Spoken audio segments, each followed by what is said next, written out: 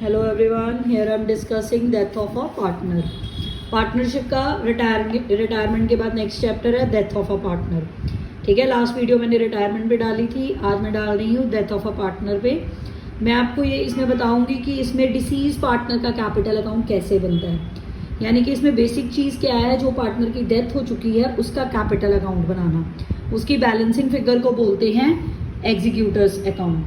ठीक है, अब सपोज एग्जांपल लिया मैंने, यहाँ पे ए बी सी 3 पार्टनर हैं, बी की डेथ हुई है, क्लियर, और उसकी डेथ 1 जुलाई को हुई है. जब भी आप टाइम पीरियड काउंट करोगे ना, क्लोजिंग से या क्लोजिंग से डेथ की तरफ आना, क्लोजिंग से डेथ की तरफ आना, या जैसे 31 मार्च को क्लोजिंग हुई है, या बोलो ओपनिंग से डेथ 1 अप्रैल से 1 जुलाई तक कितने मंथ्स बने, 3 मंथ्स. क्लियर, टाइम पीरियड पहले ही गिन लो क्योंकि टाइम पीरियड बहुत इंपॉर्टेंट होता है. अब कैपिटल अकाउंट बनाते कैसे, जैसे मैंने एग्जांपल ली, यहाँ पे बी की डेथ हुई है, बी का कैपिटल अकाउंट बनेगा. सबसे पहले क्या लिखोगे, by balance brought down, capital का बैलेंस लिखोगे उसकी, ये गिवन होता है क्वेश्चन में. ठीक है, नेक्स्ट, अगर आईओसी इंटरेस्ट ऑन कैपिटल बोला होगा तो वो लगाओगे, उसका फॉर्मूला क्या होगा, capital into rate by 100 into months. Months लगाना मत भूलना, जो हमने ये 3 मंथ्स कैलकुलेट करे हैं. ठीक है, नेक्स्ट, रीवैल्यूएशन का प्रॉफिट अगर दिया हो या खुद कैलकुलेट करना हो तो उस पर सिर्फ बी का शेयर लगाना, मंथ्स नहीं लगते. इंटरेस्ट ऑन ड्राइंग पे मंथ्स लगते, इंटरेस्ट ऑन कैपिटल पे लगते हैं, रीवैल्यूएशन के प्रॉफिट पे नहीं लगते. नेक्स्ट, गुडविल की ट्रीटमेंट, गुडविल हमेशा गेनिंग रेशियो में निकलेगी. ये मैं आपको बाद में बताती हूँ ये कैलकुलेट कैसे करते हैं. पहले परफॉर्मा देख लो, बाय रिमेनिंग लिखने हैं क्योंकि एंट्री होती है रिमेनिंग टू डिसीज्ड. आप क्रैम कर लो, डिसीज का बना रहे हो, बाय ए बाय सी, यहाँ पे रिमेनिंग आएंगी. किस रेशियो में आपने गुडविल डिस्ट्रीब्यूट करनी है, गेनिंग रेशियो में. अब गेनिंग निकालोगे कैसे, अगर तो न्यू दी हो, अगर क्वेश्चन में न्यू दी हो तो आप फॉर्मूला लगाओगे, न्यू माइनस ओल्ड, क्या आ जाएगी, गेनिंग. अदरवाइज कैसे, जिस पार्टनर की डेथ हुई उसका काट दो, 3:1 ही न्यू है, यही गेनिंग है. ठीक है, इसी रेशियो में. अगर न्यू दी हो तो फॉर्मूला लगाना न्यू माइनस ओल्ड का, अगर नहीं तो जिसकी डेथ हुई है उसको काट दो और जो बचेगी वही न्यू, वही गेनिंग होगी. क्लियर, गेनिंग रेशियो में गुडविल. नेक्स्ट इंपॉर्टेंट चीज, सबसे इंपॉर्टेंट, P&L सस्पेंस, उसके डेथ पीरियड का प्रॉफिट, इस पे मंथ्स लगने ही लगने हैं. ठीक है, इसका भी मैं अभी वर्किंग नोट आपको दिखाती हूँ. नेक्स्ट है, 2 ड्राइंग्स अगर दी हो तो 2 साइड पे, इंटरेस्ट ऑन ड्राइंग बोला हो तो उसका फॉर्मूला होता है drawings into rate by 100 into 3/12. मैंने यहाँ पे एग्जांपल लेके समझाया है कि 3 मंथ्स मैंने कैसे कैलकुलेट करे हैं. यानी कि डेथ पीरियड लगेगा ही लगेगा interest on drawing, interest on capital पे. अगर रिवैल्यूएशन का लॉस होगा तो बी का शेयर लगाओगे. जैसे रिवैल्यूएशन अगर प्रॉफिट है तो बी का शेयर लगाया, लॉस है तो बी का शेयर लगाओगे. ठीक है, अब क्रेडिट साइड का टोटल करना, बैलेंसिंग फिगर आएगी 2 B's एग्जीक्यूटर.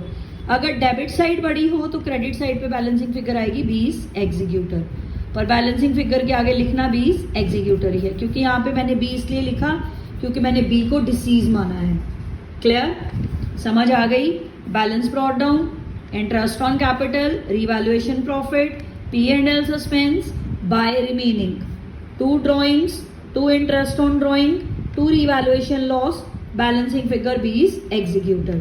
सॉरी, एक चीज और, अगर कोई रिजर्व दिए हो, रिजर्व पे भी बी का शेयर ही लगाना.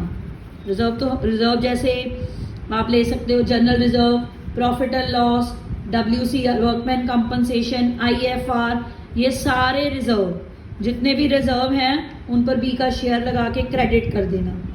ठीक है, अगर किसी तरह का कोई लॉस हो, ठीक है, लॉसेस, जैसे सिर्फ बी का शेयर ही लगाना. एग्जाम्पल बोल रही हूँ क्योंकि लास्ट मैंने रिटायरमेंट और एडमिशन में भी आपको ये सारे रिजर्व डिस्कस कर रखे हैं, वीडियोस में देख लेना. ये हैं डेफर्ड रेवेन्यू एक्सपेंडिचर, ठीक है, advertisement suspense, profit and loss का डेबिट बैलेंस. यहाँ पे कौन से रिजर्व आते हैं, जनरल रिजर्व क्रेडिट साइड पे, जनरल रिजर्व, P&L का credit balance, WCR workman compensation reserve, investment fluctuation reserve. ठीक है, ये सारे रिजर्व या रिजर्व फंड, ये सारे क्रेडिट साइड पे आएंगे.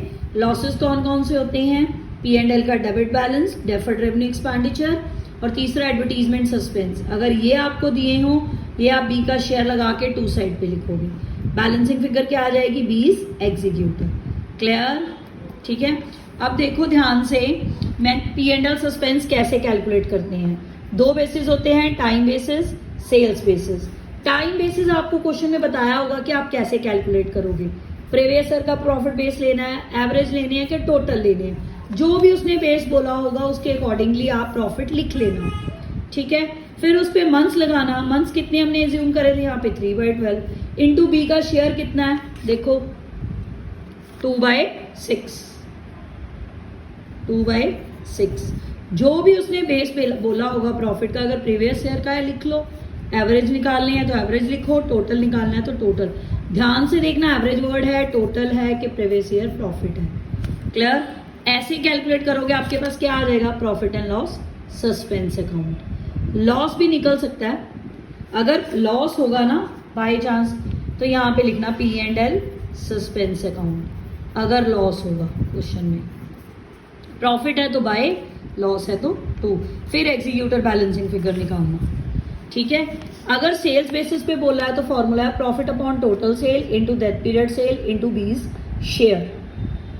ठीक है, लगा के आपके पास क्या आ जाएगा, profit and loss suspense account. Clear? अगर लॉस है, यहाँ प्रॉफिट की जगह क्या आ जाएगा, फिर फॉर्मूला हो जाएगा loss total sale into that period sale into B's share. ठीक है, लॉस अपॉन बाकी formula same, total sale into that period sale into B's share. ये आपके पास क्या आ जाएगा, P&L सस्पेंस का लॉस। क्लियर? दो बेसिस होते हैं, टाइम बेसिस, सेल्स बेसिस। ध्यान से देख लो, टाइम बेसिस पे आपको कोई भी बेस बोल सकते हैं, प्रीवियस ईयर, एवरेज, टोटल। ठीक है, सेल्स बेसिस पे profit upon total sale into that period sales. अगर लॉस होगा तो बस प्रॉफिट की जगह लॉस लिख लेना। नेक्स्ट ट्रीटमेंट है गुडविल की। गुडविल भी आपको कैलकुलेट करने को भी बोली जा सकती है और गिवन भी हो सकती है। अगर कैलकुलेट करने को बोलेंगे मोस्टली एवरेज प्रॉफिट या टोटल प्रॉफिट बोलते हैं।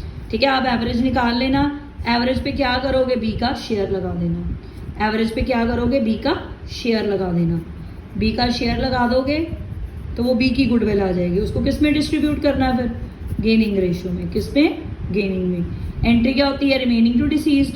अब यहाँ पे मैंने बी को डाइट माना, एंट्री क्या बन गई, A's capital C's capital to B's capital. किस रेशियो में करनी है, गेनिंग रेशियो में। गेनिंग रेशियो मैंने यहाँ पे निकाली थी ना 3:1, इस रेशियो में। क्लियर? ध्यान से देख लो, ये एंट्री होती है गुडविल की remaining to deceased. Remaining to deceased, A's capital C's capital to B's capital. Clear? Thank you.